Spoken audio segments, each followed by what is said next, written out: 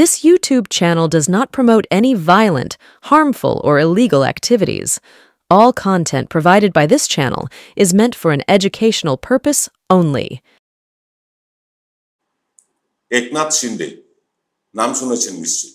একনাথ শিন্ডে, অজিত পাওয়ার, উদ্ধব ঠাকরে, শরদ পাওয়ার, দেবেন্দ্র ফডনবিস আর নীতিন গডকরি, এই প্রত্যেকটি নাম আজকে আমাদের সারা ভারতবাসীর কাছে পরিচিত।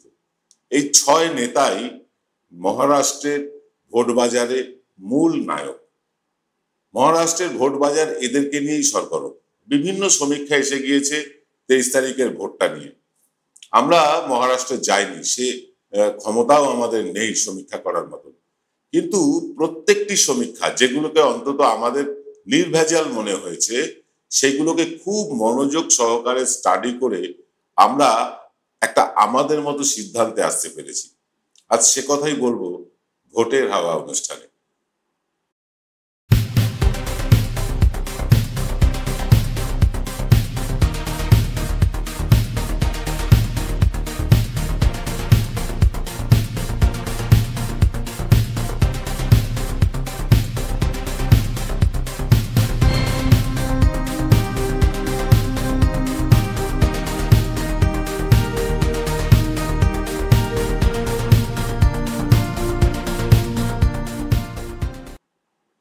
নমস্কার, আদাব। আমি আপনাদের প্রবীর বিশ্বাস। দেখতে শুরু করেছেন আপনাদের সবচেয়ে পছন্দের চ্যানেল বিশ্বজোড়া বাঙালির আওয়াজ এনকে ডিজিটালের প্রভাতী অনুষ্ঠান।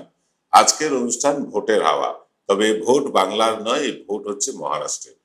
মহারাষ্ট্রের ভোটে কি হবে কি হবে না এই নিয়ে প্রচুর ফোন পেয়েছি আমরা, কিন্তু সত্যি কথা বলতে কি, মহারাষ্ট্রে গিয়ে সমীক্ষা করবার মতন ইনফ্রাস্ট্রাকচার, আর্থিক ক্ষমতা কোনোটাই আমাদের নেই।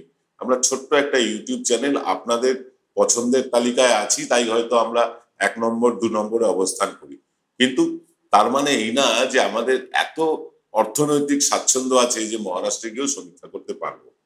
কিন্তু ঢেকি তো স্বর্গে গেলেও ধান ভাঙে। এই যে আমরা সমীক্ষাগুলো করি পশ্চিমবাংলার ক্ষেত্রে, সেই সমীক্ষা করতে করতে আমরাও কিন্তু সমীক্ষার একটা ফ্যান হয়ে গিয়েছি বা সমীক্ষার প্রতি অ্যাডিক্টেড হয়ে গেছি। যেখানেই ভোট হয় না কেন সেখানকার বেশ কিছু চ্যানেলের বা ইউটিউব চ্যানেলের সমীক্ষা আমরা তীক্ষ্ণ পর্যবেক্ষণ করি। মহারাষ্ট্রের ক্ষেত্রেও করেছি। কতটা সঠিক হবে আমাদের এই পর্যবেক্ষণ তা আমরা জানি না, কারণ পশ্চিমবঙ্গ ছাড়া অন্য রাজ্যের ভোট প্রেডিকশনের ব্যাপারে আমরা এর আগেও অনেকবার ধেড়িয়েছি, ভুল প্রমাণিত হয়েছি, হয়তো এবারও হব। যদিও পশ্চিমবাংলার ক্ষেত্রে বরাবরই আমরা প্রায় নির্ভুল সমীক্ষা করে এসেছি এতদিন পর্যন্ত। তবে অন্য রাজ্যগুলোর ব্যাপারে বা যা ভুল হবার তা আমরা খানিকটা এইসব ভুল টুল করে ঠেকেও শিখে নিয়েছি। ভুল শোধরাতে আপ্রাণ চেষ্টা করছি। কতটা শোধরালাম, কতটা শোধরাতে পারলাম না, সেই পরীক্ষার ফল হবে রেজাল্টের দিন। আজ শুধুই আমরা আমাদের পর্যবেক্ষণটুকু তুলে দেব আপনাদের হাতে। দেখুন, অজিত পাওয়ারের দল ডাবল ডিজিটেও সম্ভবত পৌঁছতে পারবে না, যেমনটা সমস্ত সমীক্ষা থেকে দেখা যাচ্ছে। অজিত পাওয়ার শরদ পাওয়ারের ভাইপো, এবং শরদ পাওয়ারকে রীতিমতো দাগা দিয়ে, বেইমানি করে, গদ্দারি করে তিনি ভিড়ে যান বিজেপির কাছে। যেদিন অজিত পাওয়ার বিজেপিতে জয়েন করলেন তার দিন কয়েক আগেই স্বয়ং নরেন্দ্র মোদী মুম্বাইতে গিয়ে বলে এলেন এই শরদ পাওয়ারের ভাইপো অজিত পাওয়ার নাকি 7,000 কোটি টাকার একটা স্ক্যামে জড়িত। বুঝতে পারছেন, বিজেপিতে গেলে সব ওয়াশিং মেশিনের মতন ধুয়ে যায়, শরদ পাওয়ারও তার ব্যতিক্রম না।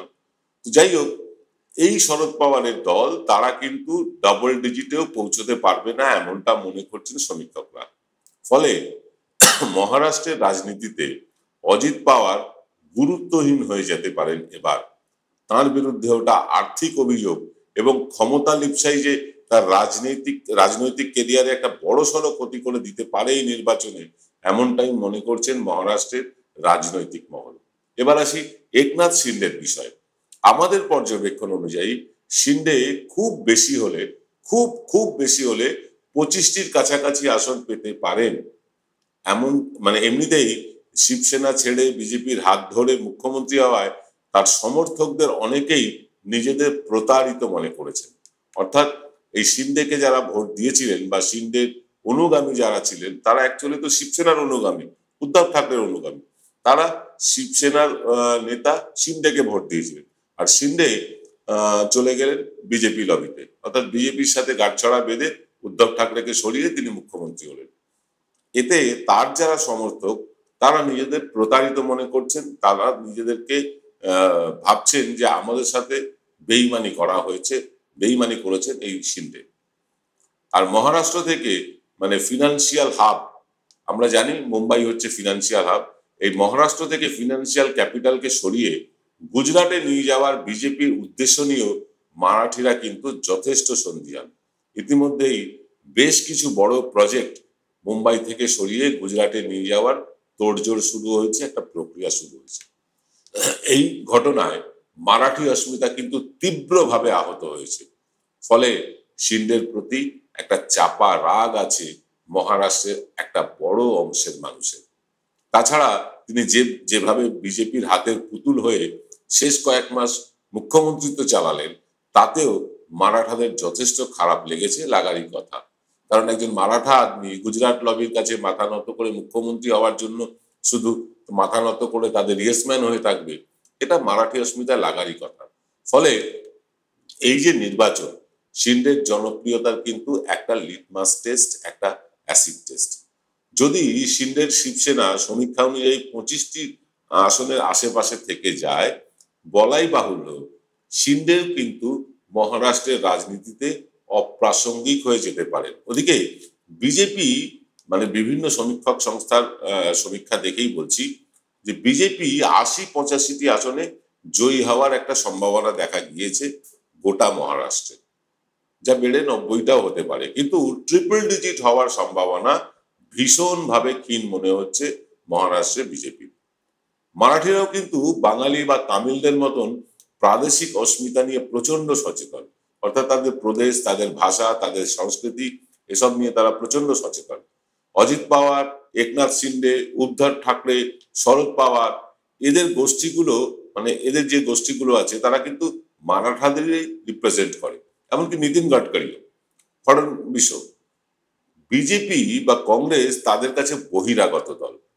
এই মারাঠি অস্মিতাই এবার নির্বাচনের কি ফ্যাক্টর হবে বলে মনে হচ্ছে, অর্থাৎ এটাই হবে আসল চাবিকাঠি। যাই হোক, যদি সমীক্ষার হিসেব অনুযায়ী বিজেপি 80-85টি আসন পায়, তাহলে বলতেই হবে মহারাষ্ট্রের রাজনীতিতে তারাই নিঃসন্দেহে সবচেয়ে বড় প্রভাব ফেলবেই। কিন্তু সরকার গড়বে কিনা তা নিয়ে আসছে একটু পরে। মহারাষ্ট্র বিধানসভার ম্যাজিক ফিগার হচ্ছে 146টি, শিন্ডের 25, অজিত পাওয়ারের 10 আর বিজেপির 90, সব মিলিয়ে 125টি আসন হচ্ছে বিজেপি আর তার জোট সঙ্গীদের। মনে রাখবেন যে সংখ্যাগুলো বললাম তা কিন্তু ম্যাক্সিমাম হিসেব ধরে, মানে সবচেয়ে বেশি এই সংখ্যাটা হতে পারে শিন্ডে খান 25, অজিত পাওয়ার খান 10, আর ওই 80-85টা বিজেপি। ম্যাক্সিমাম হিসেব, মিনিমাম হিসেব যদি আমরা করি তাহলে আরো 8-10টা আসন কমে যাওয়ার সম্ভাবনা আছে এই বিজেপির জোটে। তার মানে কি এবার মহারাষ্ট্র থেকে বিজেপি এবং শরিকদের টাটা বাই বাই? না, মহারাষ্ট্রের অঙ্কটা এত সহজ নয়, বরং সহজ কেন বলবো, বরং বেশ জটিল। আজকের অনুষ্ঠানে পুরোটা ধৈর্য ধরে শুনতে হবে, তাহলে বুঝবেন এই রাজ্যটিতে বারবার সরকার বদল, মুখ্যমন্ত্রী বদল, এই শিবিরের সাথে ওই শিবিরের কখনো শত্রুতা, কখনো আবার গলায় গলায় দোস্তি, আবার কখনো দুশ্মনী কেন হয়, সবটাই বলবো। তবে নিতে হবে ছোট্ট একটা বিরতি। ফিরছি বিরতির পর। জয়গুরু রত্নভান্ডার জ্যোতিষ সীমা, এখানে গোল্ড মেডেলিস্ট জ্যোতিষী বসেন। হাই কোয়ালিটির আসল গ্রহরত্ন সবচেয়ে কম দামে এখানে পাওয়া যায়। স্থান বেলঘড়িয়া রানী পার্ক, বটতলা, 2 নম্বর রেলগেটের নিকটে। 9681345722 এবং 9007778922। Welcome to the world of civil business. A Bengali business personality and the most successful business group, Roy Construction Group of companies, now coming Sarib, West Bengal. Mr. Anup Roy, the managing director of the Roy Construction Group company, ready to serve his native land, the mother Bengal.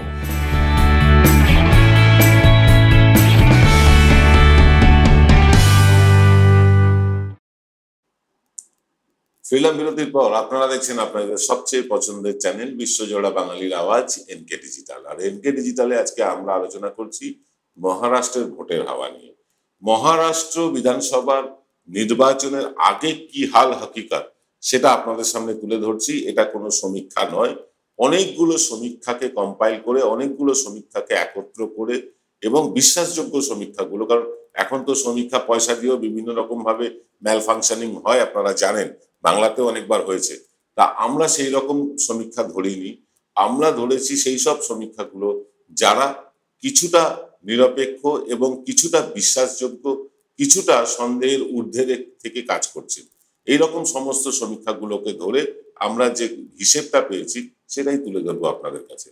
দেখুন, মহারাষ্ট্র বিধানসভায় মোট আসন সংখ্যা হচ্ছে 293টি। তার মধ্যে যদি 125টা আসন বিজেপি আর তার শরিক দল পেয়ে যায়, তাহলে উদ্ধব ঠাকরে, শরদ পাওয়ারদের মহাবিকাশ আঘাড়ি হাসতে হাসতে বাকি আসন অর্থাৎ 167টা আসন পেয়ে সরকার গড়ে ফেলার কথা। কারণ মহারাষ্ট্র বিধানসভার ম্যাজিক ফিগার হচ্ছে 146, আর এরা সরকার গড়লে তাদের সংখ্যা গিয়ে দাঁড়াবে 167। কিন্তু না, কাহানি মেয়ে এখানে একটা টুইস্ট আছে। আর সেই তা হলো পুরো মহারাষ্ট্র জুড়ে বেশ কিছু স্থানীয়ভাবে প্রভাবশালী নির্দল প্রার্থী এবার দাঁড়িয়ে পড়েছে, যা দুশ্চিন্তায় রাখছে মহাবিকাশ আঘাড়ির সাথে বিজেপিকেও।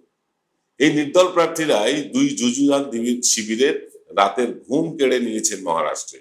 এত নির্দল প্রার্থী কেন, প্রশ্নটা ওটা স্বাভাবিক। কারণ জোট রাজনীতির ধর্ম মানতে গিয়ে সব দলকেই কিছু কিছু আসন অন্য দলকে ছেড়ে দিতে হয়েছে। ফলে বেশ কিছু রথী মহারথীর টিকিটও কাটা পড়েছে। স্বাভাবিকভাবেই তারা বিভিন্ন জায়গায় নির্দল হয়ে দাঁড়িয়ে পড়েছে।